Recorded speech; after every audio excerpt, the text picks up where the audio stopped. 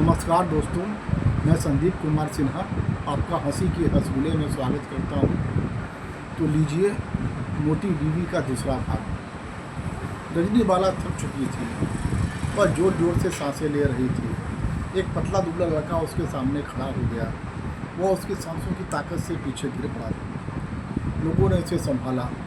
मेरे पिताजी ने तुरंत चेतावनी दी और मुनादी कराई, कृपया हल्के मुंह से सामने खड़े होने से बचें। अगर बहुत ज़रूरी हो तो पीछे खड़े हो जाएं। इस चेतावनी के बाद भी अगर कोई सामने खड़ा होता है तो हमारा घरेलू प्रशासन उसके लिए जिम्मेदार नहीं होगा।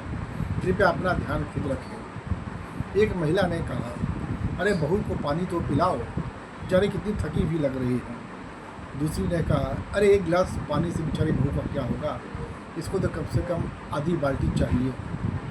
मेरे पिताजी ने इशारा किया। एक लड़का आधा बाल्टी पानी ले आया। रजनी बाला पानी पीने लगी। पीने के बाद उसके चेहरे पर थोड़ी ताजगी आई। फिर मेरी माँ उसको हमारे कमरे में ले गई। पलंग पर बिठाकर उसको बोली, थोड़ा आराम कर लो, शाम को कुछ लोग तुमसे मिलने आएंगे। फिर मुझे बोली, मुन्ना तुम भी अपने कमरे में जाओ और थोड़ी देर आराम करो। मैंने कमरे में आकर देखा तो रजनी वाला पलंग पर लपक चुकी थी। उसकी सांस ऊपर नीचे चल रही थी और उसके हिलते बदन के साथ पलंग भी चर चर की आवाज़ कर रहा था, मानो प्राणों की भीख मांग रहा हो। मेरे लेटने के लिए कोई जगह नहीं थी। मैंने चादर बिछाकर पास में लेट गया। फिर मुझे ख्याल आया, अगर ये मोटी करवट ले और गिर पड़े तो मैं तो पापड़ बन जाऊंगा।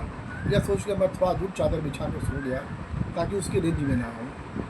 शाम हुई और स्वागत समारोह की तैयारियां होने लगी। 2 सुंदर कुर्सियां मंगाई गई वर वधू के लिए। दोनों को अगल बगल लगा दिया गया। निश्चित समय मुझे और रजनी वाला को बुलाया गया। मैं कुर्सी पर बैठ गया।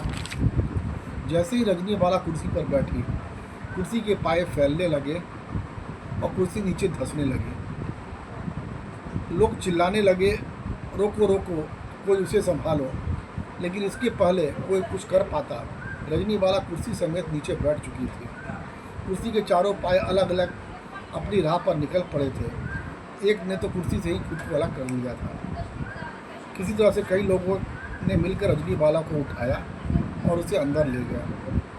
पिताजी और ताऊ जी ने फैसला किया कि किसी भी कुर्सी पर बहू को बैठाना खतरनाक है, इसलिए दोनों को घर की पुरानी मजबूत चौकी पर बिठाकर समारोह पूरा कर लिया गया। चौकी सजाई गई और फिर हम दोनों को लाया गया। कुछ लोग हनुमान चालीसा पढ़ने लगे कि अब तो कोई हादसा ना हो। मैं चौकी पर बैठा, रजनी वाला भी बैठी। चर्र की आवाज़ आई या फिर सब शांत हो गया। लोगों के चेहरे पर संतोष था। कार्यक्रम खत्म होने के बाद हम दोनों अपने अपने कमरे में आए। माँ ने रजनी वाला को बुलाकर दूध का गिलास पकड़ाया और मुझे देने को कहा। वह दूध का गिलास लेकर आई और मुझे पकड़ाया। कांपते हाथों से मैंने दूध का गिलास पकड़ा और सोचा, इस सुमुख पहलवान से टकराना मेरे बस की बात नहीं है। भगवान मेरी रक्षा करे। मैं खटाखट दूध पी गया और फिर बिस्तर पर लेट गया। रजनी वाला भी बगल में लेटने की कोशिश करने लगी। जैसे ही वो लेट रही थी, मैं किनारे होते जा रहा था। जब वो पूरी तरह से लेट गई तो मैं पूरी तरह से उठ गया। फिर मैं दोपहर की तरह चादर बिछा करके लेट गया। अचानक आँख झपका कर देखा तो रजनी वाला भी बगल में आकर लेट गई थी। मैं घबरा कर उठा, पूछा कि क्या हुआ।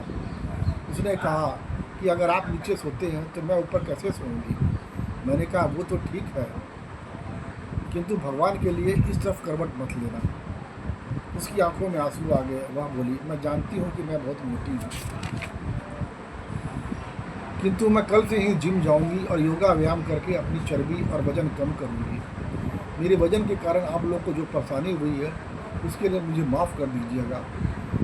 मैं कल से ही योगा व्यायाम और वो तमाम चीज़ें करूँगी जिससे कि मेरा चर्बी और वज़न कम हो जाए। बस मुझे छोड़िएगा नहीं। उसकी आंखों में आंसू आ गए थे। मैंने उसकी आंखों को पूछा और कहा, चिंता मत करो, मैं हर परिस्थिति में तुम्हारा साथ दूंगा, ये मेरा वादा है। उसके बाद रजनी वाला नित्य रूप से योगा व्यायाम आदि करने लगी और थोड़ा वजन कम होने पर उसने जिम की सदस्यता भी ले ली। आज रजनी वाला की चर्बी और वजन काफ़ी कम हो गई है तथा वह सामान्य जीवन जी रही है। हमारी गृहस्थी की गाड़ी भी डगमग डगमग करके पटरी पर आ चुकी है और हमारे जीवन में अब कोई समस्या नहीं है। धन्यवाद, नमस्कार।